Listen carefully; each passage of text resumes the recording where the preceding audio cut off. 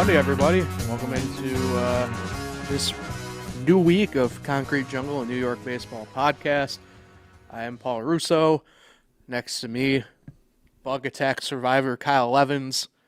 Behind this desk, Mr. Rochester himself, Nate Sharman, handling all the stuff production-wise, boys.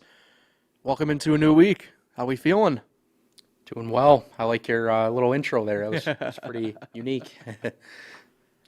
Yeah, good over here.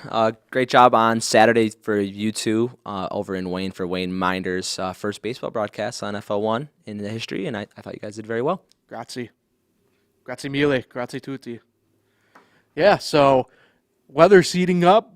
Baseball teams are either getting hot / staying hot, or in the case for the Syracuse Mets, the same as we've expected. But it was a pretty exciting baseball weekend. We kind of had we had the possibility of some history to be made, and history was made. Sorry about your Pirates winning but getting no hit, Nate. That was something.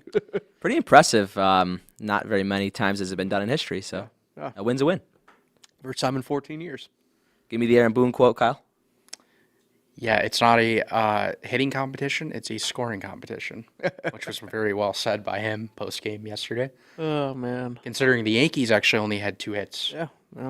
I had 5 runs. Yeah. So All right, let's jump right into it because we got a little bit of a delayed start here. And look, to be honest, we're busy people. We got stuff to do and things to get done, right? So let's jump right in. Let's start with the Yankees because we did, I think, the Mets on Thursday. But either way, we'll get to them all eventually. Pretty good weekend for the Yankees, I'd say. The bats stayed hot for the most part. Obviously, I think Saturday, Sunday, you can make the case that maybe they were, maybe they weren't. But other people kind of stepped up at least yesterday to get the job done. But obviously, we start with Thursday. A big 15-7 win. I was watching this game. I kind of got a late jump on it because me and Nate were down broadcasting another game for us here at FL1 during it. At the start of it, so I got a little bit of a delayed viewing experience of it. I got to see the power surge in the late innings in the 8th and stuff like that. So 15-7 win. Jonathan Luisaga, Lasagna Boy, kind of righted the ship a little bit there. I'd say he picked up the win coming out of the bullpen. Joe Kelly, in what was his, I believe, second appearance on the year, just got absolutely shelled in that inning. So he got credited with the loss. all with 2 outs. Yeah. We'll touch base on that a little bit because I did find it interesting, kind of the discussion around why they left Joe Kelly out there for as long as they did. But your top performers for the Yankees, Giancarlo Stanton, 3 for 4, 2 Stantonian blasts, collectively had 6 RBIs and scored 3 runs. Aaron Judge, 2 for 4, home run, a walk, 4 RBIs. Grand Slam, I believe, right? Was that the Grand Slam for Judge over the weekend or not? I can't remember. Either way, baseball kind of runs together. And DJ LeMahieu, 3 for 5, a couple doubles, a walk, RBI, and 2 runs. Donaldson also had a home run. And that's where the discussion came in, is like, why are they leaving Joe Kelly out here? And so what's nice about this is, I obviously played. I have the coaching background now. Kyle, you were a pitcher, still pitch from time to time every now and then when it's needed for people around here. When you're a pitcher, especially we had the shortened spring training, right? And obviously things are different, right? Big leagues compared to the stuff that we do that we're still involved in, obviously much different. But at the end of the day, pitchers, more than any other really position in baseball, need that warm-up time, that stretch time that's a little bit extended. That's why in spring training, pitchers and catchers report somewhere in the 14 to 10-day window earlier than position players for a team. Joe Kelly obviously hurt. Only, like I said, that was his second appearance on the year. As a pitcher, I'm going to defer to you on this because as a coach, I'm going to give you that run anyway because we're going to need you to be extended out. We need you to get that run a little bit. What were your thoughts, really, with Joe Kelly being out there for as long as he was? Obviously, for the Yankees, it ended up being a big help. But I know you can at least shed some light as to why that decision was probably made. Yeah, he threw well over 30 pitches Yeah. from what I remember. I think still you got to pull him, but LaRussa basically went matchups, like number wise. He didn't want a lefty to come in and face Stanton, and that's who was warming in the pen at the time. So I guess you could see that, but at the same sense, Stanton still hit a 2-run single. So yeah, he probably should have been pulled, but I think it's all about matchups. That's all it is. It seems like around baseball these days. It's not with what actually needs to happen or what your gut feeling is. It's what the paper's telling you. Right. And I've become, I know I mentioned it a little bit, actually oddly enough, on our baseball broadcast that we did Saturday morning. And it's the one area I actually agree with Kevin Cash with, oddly enough. I don't so much buy into the lefty-righty matchup, stuff like that as much anymore.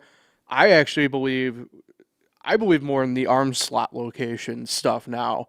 To me, anyway, and trust me, this is my very what has now become limited experience playing post high school. When you look at it in retrospect, at least around here, and Nate, I know you can agree with this, and Kyle, you can agree with this. We probably only saw, for the most part, and even then, if it wasn't a true over the top, it was probably nothing more or less than 3/4 angled delivery in high school, right? I never saw anybody in high school that was not at least traditionalist over the top. Yeah, no guys like Darren O'Day from what I remember. Right. Nate, probably the same for you? Yeah, same for me here. Nothing crazy. I didn't see somebody with a sidearm or submarine delivery until I was 22 years old. And that season, I saw him 3 different times, and I was a combined 0 for 4 against him with 3 strikeouts. I remember when I first started playing MLB The Show, there was a couple pitchers that would throw submarine, and you would be playing against your buddies, and you'd always bring them in early and try to trick them. That still is actually the way to do it. I obviously different, I guess, discussion a little bit with that, but there is a Steve Chiswick Prime card out right. I think it's Prime that they're debuting, and that's going to be the next. I know the hot one a couple of years ago was the Rogers, I think, Tops Now card. This is going to be the early season version of that, but yeah. So arm slot, it's a big thing right now. But that also does go with your gut feeling. I'm with you on this one, Kyle. I think.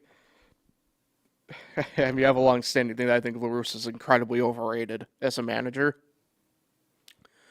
But I think he was trying to get Kelly those innings, or at least the work in. But at the same token, he completely shot his team in the foot by doing it. The thing is, it was all with 2 outs. They scored all their runs with 2 outs. Kelly actually came in, got I think it was pretty quickly 2 outs. Yeah, he did.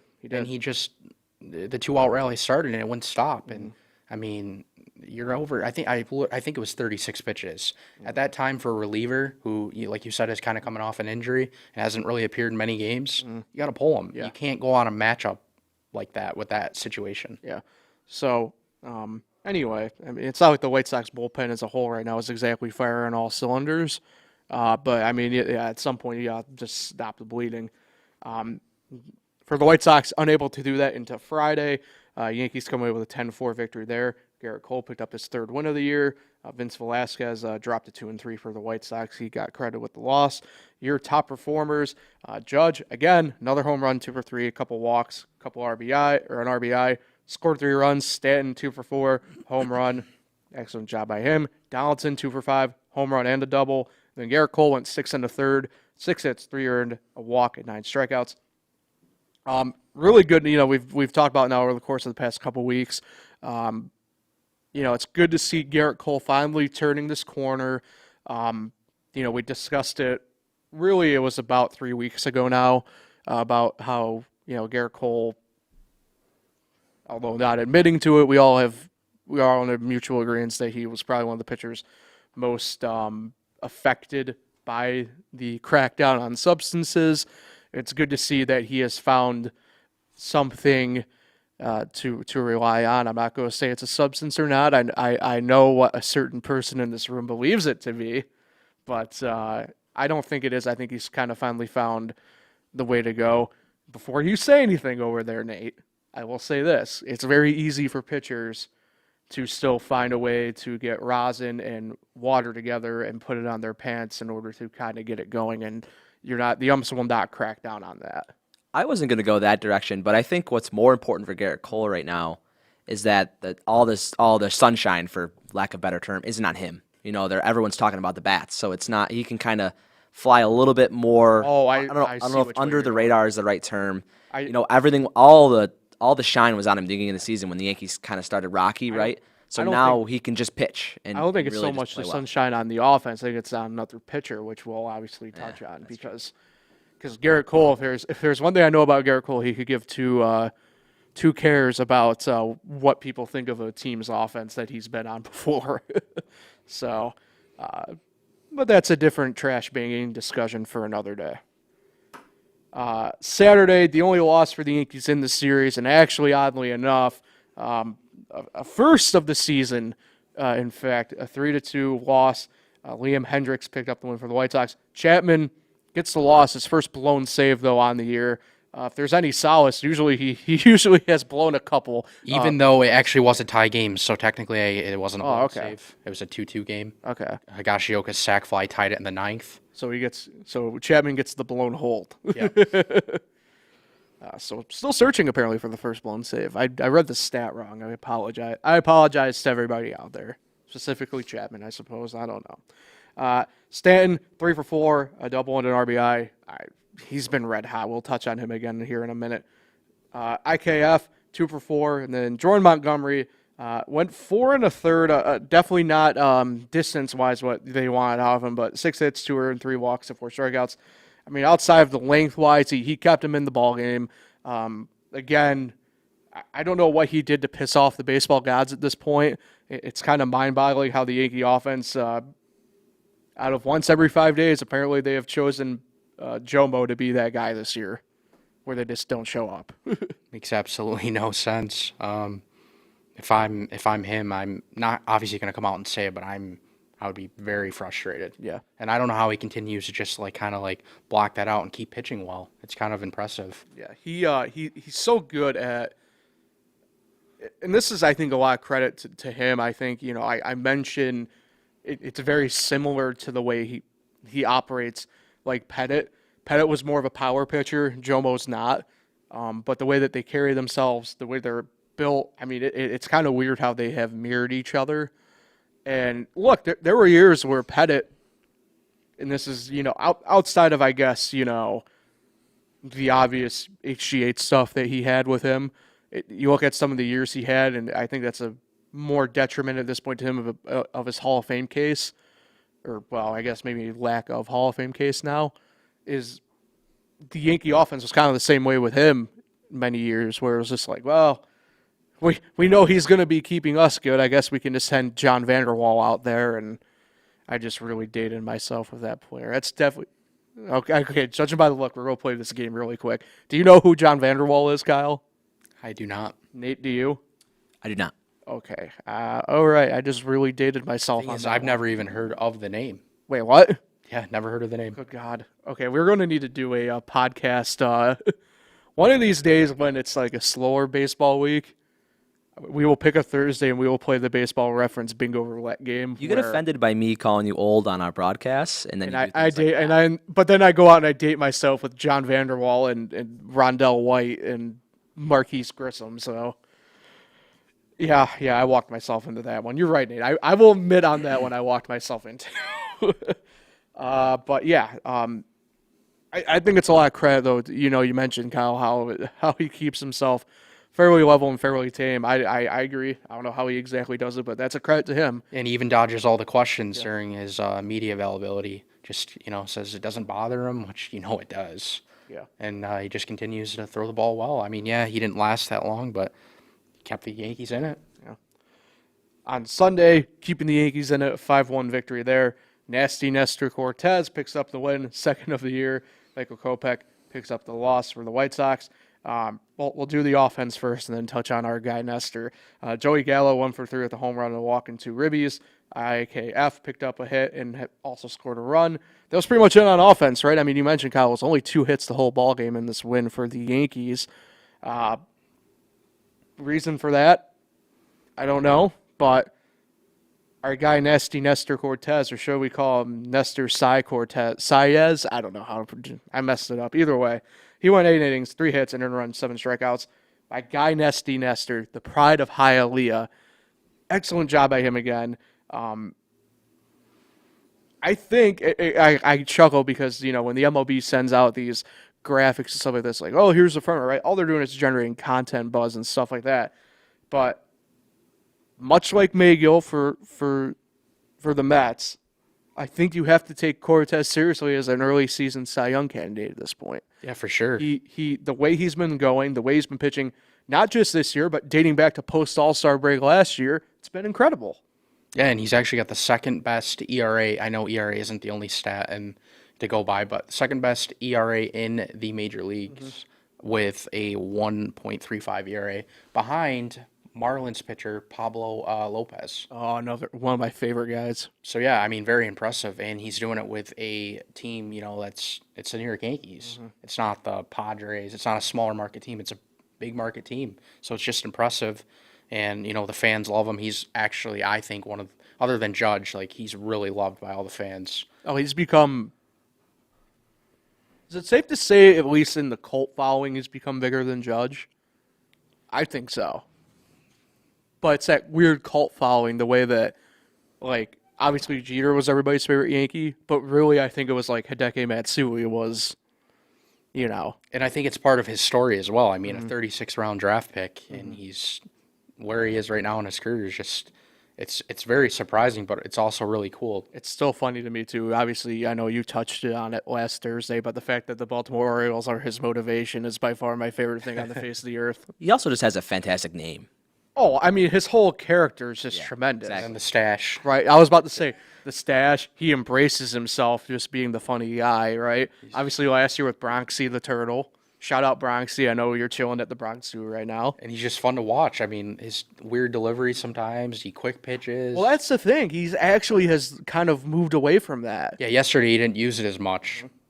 But, yeah. Which I think is actually helping him, like, in this run right now. Like, he's got his mechanics so fine in tune right now. Don't do it. Like, normally I'd be all for kind of doing it. Like, I was very pro Johnny Cueto with it.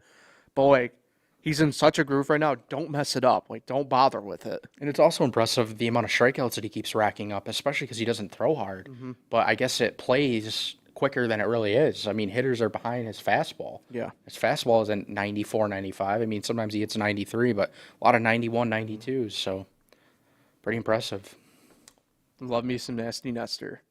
And, luckily for him, he doesn't have to face the Baltimore Orioles this week, projected-wise anyway at this point. So, 4-game series at Baltimore. The Yankees obviously in the stretch right now because of those rainouts, playing 22 games in 21 days. This obviously was no makeups here. This is a normal scheduled 4-game set. So, good news for Kyle Evans and the rest of the people out there. All these games are on Yes Network during the week. But not Fridays against Chicago. True. It's always Friday night. So Monday, Tuesday, Wednesday are all 7:05 starts, and then Thursday is a 12:35 start.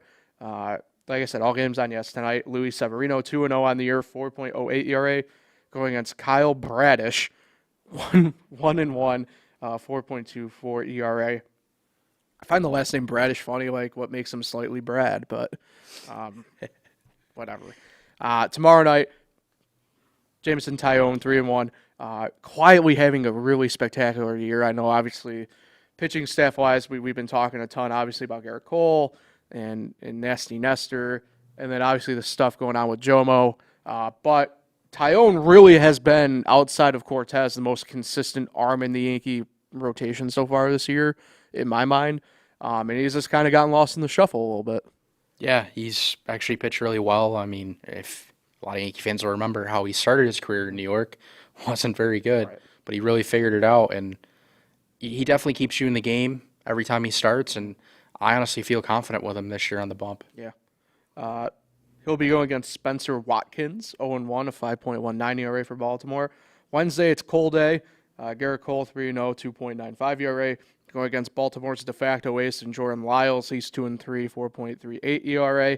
And then Thursday, the getaway day game at 12:35. Jomo back on the bump, 0-1, 3.06 ERA against Bruce, not Jordan Zimmerman, 2-2, 2.72 ERA. Bruce has actually kept the ball pretty low for Baltimore. Look, this is a Baltimore team. They're 4-21. They're fourth in the AL East right now. That being said, they're still a very tough team pitching-wise to face right now. It's really weird. You look out throughout the big leagues, right? These teams we thought would be bad, and maybe they are still being bad. Like say Baltimore, they're still under 500. A team like Arizona is another team for me that pops out like this, where their bullpens are still very good. They're still ranking top 10 in different slash lines and different stats and stuff like that. So this to me is still an important series for the Yankees. Baltimore still has guys who are really good. Obviously, Cedric Mullins jumps out.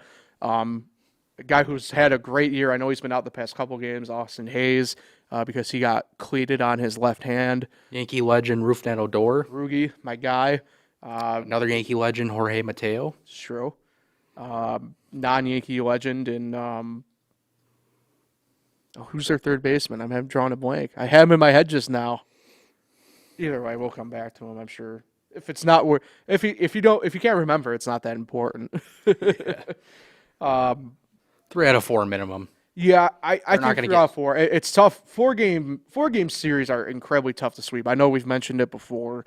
I know even I said it about the White Sox one. Like they're just gonna lose one. I mean, that's just the way 4 game sets play out. And Montgomery's starting the final game, so we know what will happen there. Against a very good Bruce Zimmerman, who I don't think people realize is probably as good as he is because he's kind of swept under the Baltimore umbrella. And it's an earlier start. Right. The team's looking forward to getting back home. Yeah. So I don't know. I just if they're gonna lose, that's the game. I would think. I'm not too sure. Maybe Baltimore. Like I said, Baltimore's bullpen's good. If they get a lead early, it's gonna be tough. And I think Lopez is back too for him out of the bullpen. So I'm with you. I don't know which game they'll lose, but I think they do drop one. So. They'll actually be seeing Baltimore a lot. 7 of their next 10 games are against Baltimore. Right. So it's big. These are pivotal. And one thing they lacked last year was beating AL East teams, and especially Baltimore. Losing series in Baltimore is not ideal. And I mean, they've already done it this year. Lost 2 out of 3. Yeah. So look, they're pivotal games no matter what. At the end of the day, like Kyle said, they're pivotal at the end of the day. Yep. Let's move on to the Mets. Head over to Queens. Well, Actually, Paul, Sure. Can I add one more thing? If you guys would pay attention to the screen, I'd like to take a look at Baseball Reference, and we'll look at none other than John Vanderwall. my guy, John Vanderwall. Oh, tremendous. Just an outstanding career. what was this last year? 2004. 2004 at Cincinnati. I was a youngster then. You were, yeah. I was in 4th grade. I was 10 years old. Well, 4th/5th grade. So Baseball Reference, what a fantastic website. there's something I love more than getting lost in that rabbit hole when I fall down one. But yeah, Vanderwall was. I remember when the Yankees signed him, and then they were able to get Raul Mondesi, and Vanderwall became a thing of the past quickly for the Yankees. But he actually has a higher WAR than I anticipated. Wow, 2.6 or 6.2. That's higher than I thought. So. Credit to John Vanderwall. All right. Back to the Mets. Let's get to the Mets. You mentioned something interesting, I believe, off air, Kyle. Mets, maybe not quite as hot as they have been, but they're still I'll call it trending in the right direction, right? Still sitting in first in the NL East. Thursday, they did have one game to wrap up with Washington. 4-1 victory there. Ty Walker picked up his first one here. Yohan Adon, the loss for the Nationals. Walker went 7 innings, gave up 3 hits and a strikeout. Needed to do what they needed him to do. So good to see that he was able to go as long as that, given the fact he's building back from an injury. Mark Hanna, 3 for 4 home run and 3 RBIs. Thomas Nido picked up a hit and another RBI as well. And this is where things got interesting on the weekend. First series loss on the year against Seattle. Kyle Evans, you predicted it. I will give credit to you. I just something told me the way they've been playing, like they're basically been a 500 team the last 10 games. They're 5-5. I mean, they're cooling off a bit, but you expect it. It's a long season, but And this is, to be fair, true a Mariners team that we all thought was going to be probably much better than they even are right now. bullpen is still an issue. But yeah, they're definitely better than they were the last few years. Proven point about the bullpen being the issue even for Seattle would be Friday, that first game, Seattle 2-1 victory. Paul Sewald, former Met, picked up the win out of the bullpen.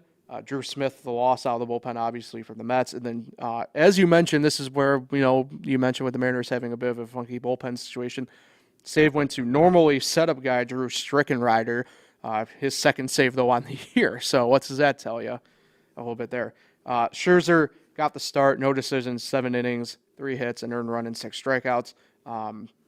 Maybe not as true, powerful performance we usually see out of Scherzer, but that's still a game where he did Scherzer things, and the Mets just couldn't provide for him on the offensive end of things. Brendan Nimmo 2 for 3 with a double and a run scored. Sorry, Marte had a double. Just a tough one for the Mets on Friday, I thought. Normally, I think this was a game we usually see them really kind of maybe bust out a little bit, and it kind of gave the Mariners fuel through the weekend. This series ended up being a little bit more chippy than I thought it would, and maybe not so much on the field stuff, but certainly player-to-fan interaction, as we'll touch on with yesterday's game. Yeah, Scherzer obviously threw the ball really well and kept him in the game. It's just there's been a few times actually this year where that Mets team just kind of struggles to get hits. A lot of times I've been looking at the box scores, 4 hits, 5 hits, just not enough hits to really provide enough offense on. So I don't know. There's going to be those types of games though. I think they'll bounce back with this upcoming series they have with St. Louis. Mm-hmm. But yeah, it was a kind of a tough weekend, tough little stretch, 5-5 over their last 10. Yeah, so this is where we'll touch on where we'll have our first true double dip of the podcast, where we talk also about the minor league teams. Because on Saturday the Mets won 5-4.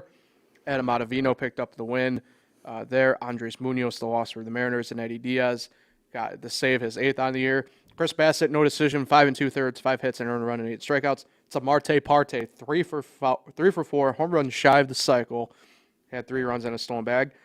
And like I said, this is where we have our first double dip. Patrick Mazeika called up to back up with McCann landing on the IL with that wrist issue. Went 1 for 3 with a home run, RBI, and a run.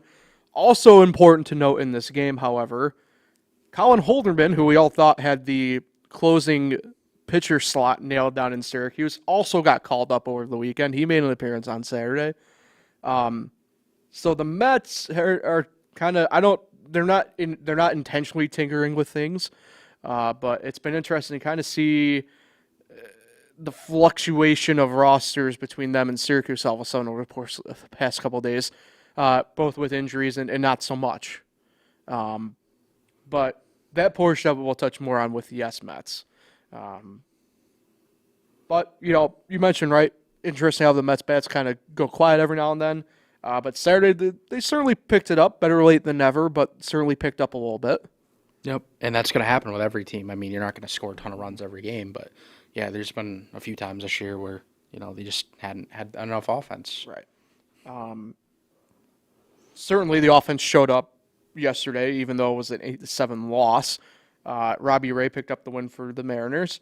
Yankee and Met legend back with the Mets, Chasen Shreve picked up the loss there out of the bullpen. Allowed another game-tying home run. Yeah. Julio Rodriguez crushed that ball. Yeah. And then Diego Castillo, despite his best efforts, did pick up the save for the Mariners.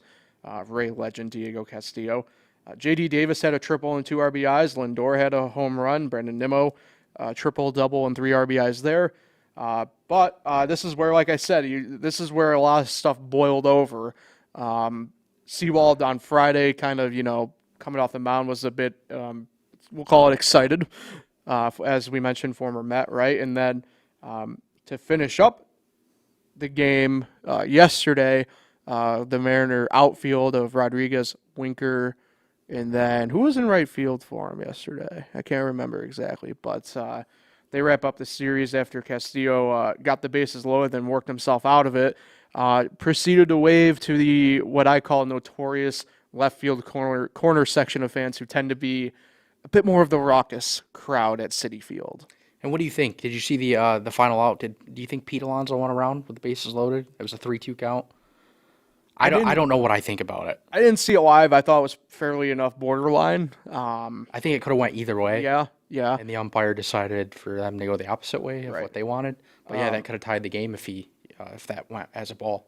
Yeah, I don't know if they exactly went the way that they wanted to go with it, but it's funny. It gave me shades of that playoff series last year between the Giants and Dodgers, that the series ended on that check swing, right? Yep. Obviously, I don't think the stakes are as amplified, right? It was a game on May 16th or 15th, whatever it was, right? 15th. Today's the 16th. Frustrating, but not. Right, and that's the thing. I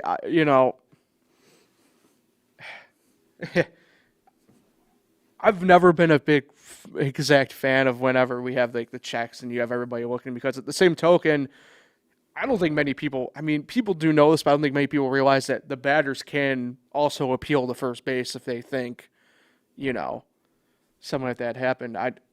I don't know. I like I said, I think it could have gone either way. You agree it could have gone either way, so. I know he spoke about it after the game, Pete Alonso did, but I don't know. I can't remember what he said about it. Yeah. He probably didn't think he went, obviously, but I just kind of wanted to hear what he said. Right.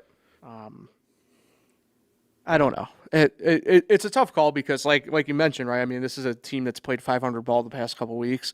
They're still hot, right? I mean, they're still trending the right direction. And they're in a terrible division, in my opinion, but I don't know about terrible. They're beating up on each other. Braves aren't the same team. We can clearly tell that. Miami's not going anywhere. Washington's awful. Ouch. Going after my Marlins.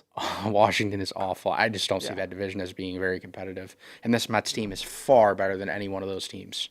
I still think the Phillies could catch up if their pitching gets it together. Oh, their bullpen is laughable. Yeah. They had a lead in every single game with the Dodgers, and Corey Knebel's been getting lit up.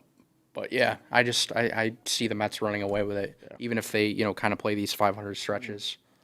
This is a pivotal series, though. This because they also have a 4-game set Monday through Thursday this week. It is home against St. Louis. St. Louis 19-15.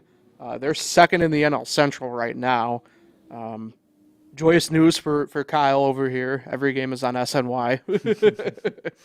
7:10 start tonight. Miles Mikolas, 3-1, a 1.49 ERA. So I guess he chose this year to have his good year again. He'll be facing Trevor Williams. This is normally Megill's spot in the rotation. Trevor Williams 0-2. He's been working more or less out of the bullpen this year. Megill dealing with a tricep injury.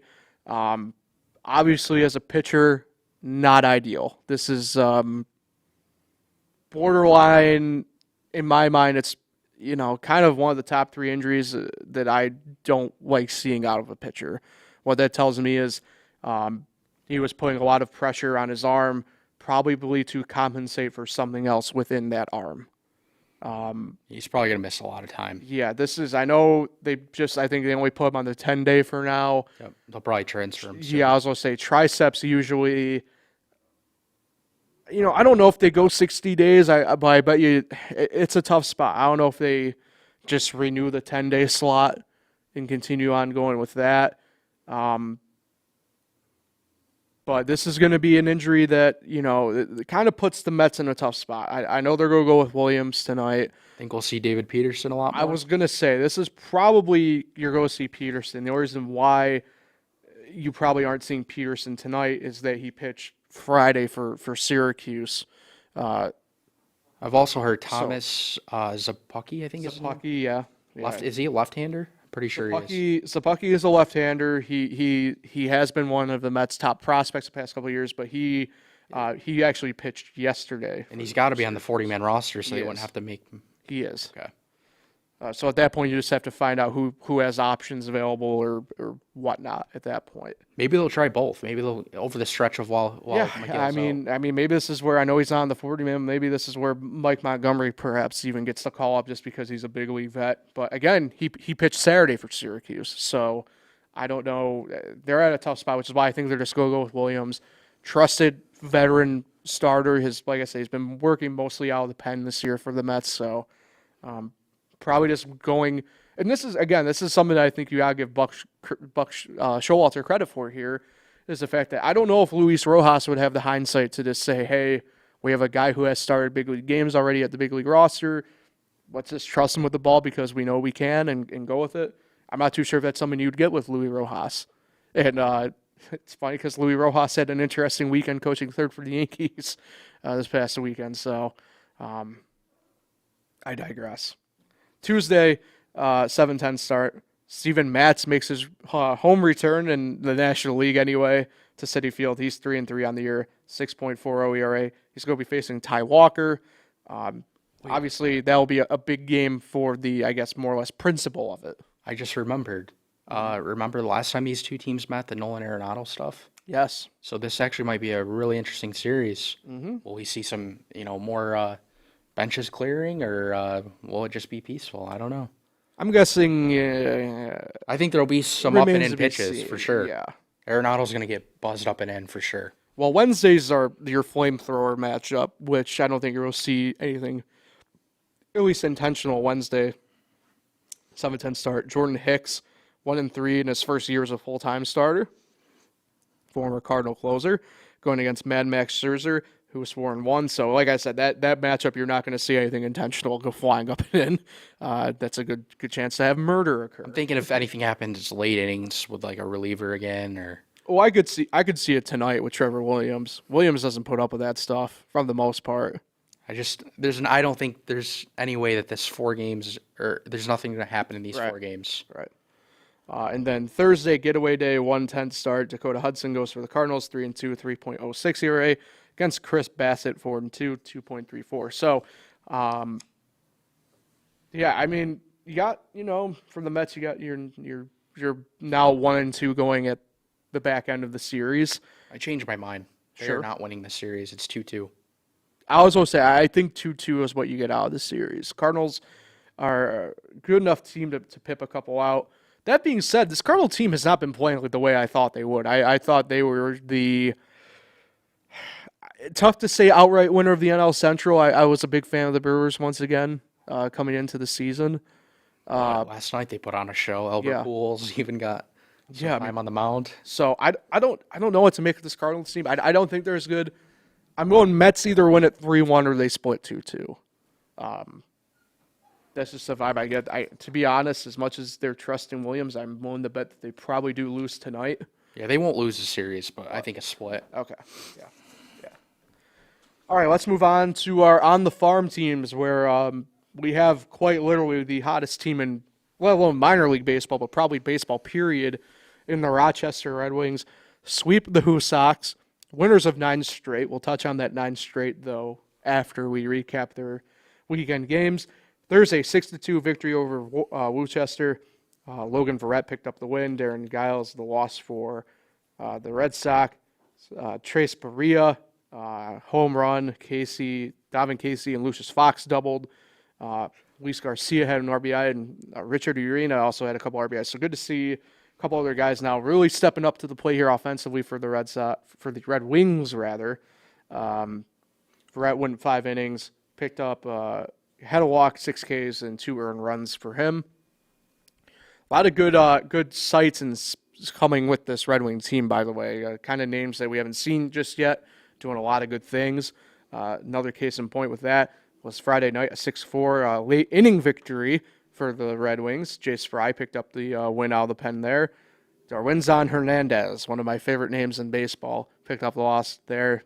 Jordan Weems picked up his 4th save of the year, so that's pretty good to see. Once again, I touched on it with the S-Mets the past couple of weeks, but the Red Wings are now kind of settling in with their defined closer, especially with Edwards Jr. still being up with the Nationals for the time being. Goosey had a RBI double. Casey and Palacios had an RBI, and Joey Meneses had 2 RBIs that day. Jeffrey Rodriguez technically did get the start, no decision. He went 4 2/3, 3 hits, 3 earned, 3 walks, and 4 strikeouts.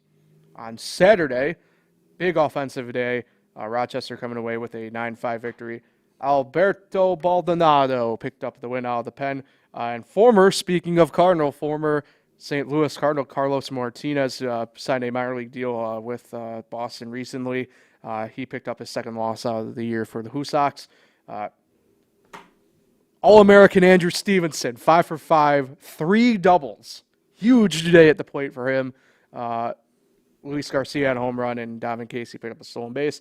Sterling Sharp, no decision, only went 4 innings, but 5 hits, 3 walks, 2 strikeouts. Just got his pitch count up a bit too high, all things considered there. Other than that, he was looking to be on pace for another really good quality start out of Sterling Sharp, former Marlin prospect, now with Rochester.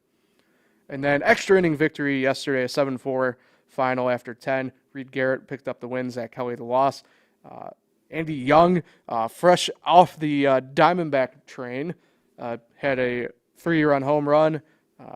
Sanchez and Manassas each had a double. Now we are looking at, a week-long series against Lehigh Valley, who is currently 4th in the IL East, 19-17. So big series nonetheless still for the Red Wings. Like I said, winners of 9 straight. They now have the longest win streak for them as a team since 1992. That team that year did not fare as well. They finished 70-74. That being said, this is by far the best Red Wings start, and like we said last week, since 2007. They are tied for being the best team, period, in the International League with Nashville, who is in the International League West. This is a very good team. And what helped with them, in my mind, was at the beginning of last week, we mentioned, right, the Nationals, we thought would start doing the roster stuff a little bit. But it ended up only being Carl Edwards Jr. that got called up, really, out of the core group of guys. And they held tight, 6-game sweep. Very rare in minor league baseball to see that at this point, the way they're set up. And now they obviously continue that momentum against a team that they've seen already this year and have won against in Lehigh Valley. Yeah, one of my takeaways from this streak, or just in general, is this team has had a lot of 2-out late inning rallies. So that shows me that they just don't quit. They get big hits when they need it. Their pitching is sometimes not always great, but their pitching does enough to keep them in the game, and the offense has been putting up a lot of runs. And yeah, they're just all around right now playing really well. The bullpen's been solid despite some call-ups. They're in a really good spot. I think they'll continue to roll this week. Lehigh Valley is going to be tougher, I think, but we'll see. Yeah, it was so, like you mentioned, I know the White Sox actually were the hottest team to start the year in the International League East. And since then, because, we mentioned, I know at the start of last week, the Red Sox have had to call people up, send people down because of COVID situations with traveling to Toronto. A couple guys have now stayed up who were called up. A couple guys have been brought back down. So their roster's a little bit in flux too, which it's tough. I mean, we mentioned obviously with Rochester and Syracuse, but that's a situation that all the minor league teams do face, no matter what. Obviously, Red Wings being home this week. A couple noteworthy promotions. Tomorrow night, golf night. I know, Nate, you're a little bit upset that you're missing that, but I'm not too upset. I'll be in the packed Blue Cross Arena for Game 4, Amherst Comets. Well, I know that you're upset because you're missing out on the Rochester golf book that they're giving out as part of a ticket package. So, yeah, there's the first X amount of fans are going to get that golf book, that Go Golf US book. I'm not sure on the number, though. Sick discounts out of it, though. Yeah, there is for the very golfers out there. A lot of great courses in Rochester. I have oftentimes said Rochester is a great spot for public golf, one of the best cities, really, in my opinion. Well, it helps show it. Obviously, going a little bit down a different rabbit hole, but I mean, obviously, Oak Hill back on the pro slate next year with the. Are they US or PGA next year? That was very timely of you, Paul. PGA Championship this week. Thank you. At Southern Hills next week. Returning to Oak Hill, 2023. Yep. So, like you mentioned, though, and I drove by Locust Hill this weekend again, so always nice. Anyway, Wednesday is 70s night T-shirt giveaway there. Fireworks on Friday, and then Saturday a Milo meet and pet for folks who go there. All right, the S-Mets, they end up having a true split last week with Scranton-Wilkes Barre. Things look positive. They have a couple new faces, like I mentioned, a couple guys getting called up and sent down. 4-0 victory on Thursday. Connor Gray picked up the win. The pride of Frewsburg picked up the win for the Mets. Manny Bonelos, the loss for the Real Riders. And Yohan Lopez picked up his first save. Obviously, you mentioned, right, Holderman getting called up to the big league club. Pretty interesting. Yohan Lopez was obviously up to start the year with the big league Mets. So he's finding, maybe trying to work out a role for him properly there. I know he's technically, I think, on the 40-man, so figure out there. Nick Plummer had a double. Former Red Sox farmhand and former Twin farmhand Zhu Li Lin is with the S-Mets now. He picked up a double. and Ventos had a home run. Gray went 5 2/3 on Thursday, 2 hits, 2 walks, 3 strikeouts. So excellent job by Connor. Me and Nate saw him in person 3 weeks ago up in Rochester. So good to see him kind of finding his footing with not maybe truly his hometown team, but gotta be a pretty nice feeling for the downstate or southern tier. The pride of Frewsburg. I like Pride that. of Frewsburg. Pitched at Bonaventure. I mean, come on. Friday, a 3-0 win for the S Mets. David Peterson picked up the win. Ryan Weber with the loss, and Alex Claudio picked up the save for the Mets. Another fairly fresh face for them.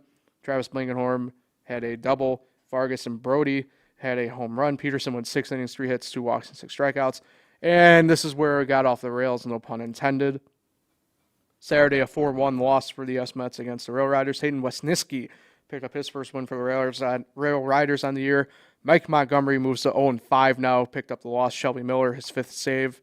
The only positive on offense, the only run, Daniel Palka hit a home run for Syracuse. Mike Montgomery went 5 innings, 5 hits, 3 earned, 4 walks, and 4 strikeouts. Now, that being said, he kept them in the game. Just the offense, when you needed them most, just didn't show up once again for the S-Mets. And that was the story of the case also yesterday on Sunday, a 3-1 loss. J.P. Sears picked up the win. Thomas Apucky, the loss. Greg Wester, the save. Lynn hit a home run. Zapucky went 5 innings, 3 hits, 1 earned, 2 walks, and a strikeout. So, again, starters did their job, just the offense not showing up for the S-Mets. Yeah, that's going to be the same issue all year. Mm-hmm. I don't see this team really winning many games this year.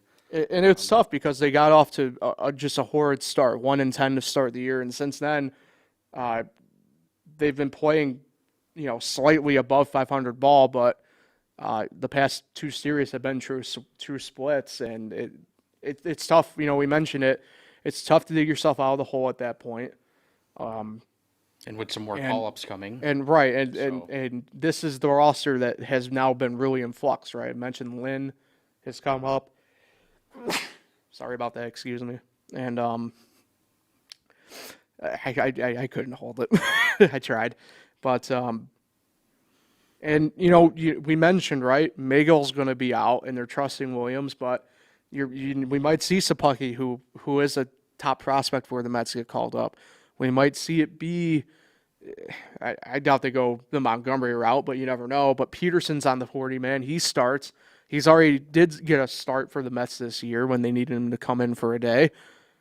Anything's kind of possible with him at this point, and that's the unfortunate part is as soon as some of these guys kind of find their grooves, something happens to where they get called up or they get hurt. Something happens where there's just no continuity with Syracuse.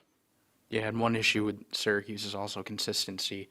One game they'll put up 9 runs, the next game they won't score. It's kind of been the trend early on this season.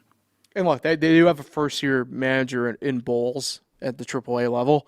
He's probably just trying to find his footing there as well. And that's okay. I mean, that's the purpose of minor league, right? I mean, everybody's kind of getting set for the next move upward. I think there was a lot of high hopes for this Syracuse Mets team. And look, plenty of ball games still to be left. I mean, it's not like the season ends next Sunday. But, like we mentioned, the continuity is not great. And they put themselves in a hole at the start of the year, and it's just tough to dig yourself out at that point. Yeah, and things don't get easier this week for them. Yeah, and Buffalo, I don't know how they'll do against Buffalo. Buffalo to me is just a team that always finds a way. Like they're pretty solid. Yeah, I mean they're second in the IL East, 20-16. They're actually 4. Rochester has 4 games clear of everybody else in the division right now. And you mentioned that this is a good Buffalo team overall. Toronto definitely has some really good prospects kind of stashed there right now because their big league club is kind of chock full at the moment. So this is a Buffalo team that should. Like I said, it's hard sweeping a 6-game series in the minor. It just is. That being said, I don't see a way Syracuse probably gets more than 2 wins against them. Yeah, and Syracuse has had these weird games where they beat teams that they shouldn't beat. Yeah. So I don't know. Maybe that's the case, right? I mean, they were the first ones to kind of take the first dent out of the Who Sox. Yep. So who knows? All right, that wraps up the pod for today. Thanks everybody for tuning in. If you don't catch us live or you're behind, you can always watch the episodes on YouTube, or you can go ahead and listen on YouTube or Anchor and Spotify. We'll be back next this week, Thursday at 11. We'll recap the early week games and look ahead to the weekend. See everybody then.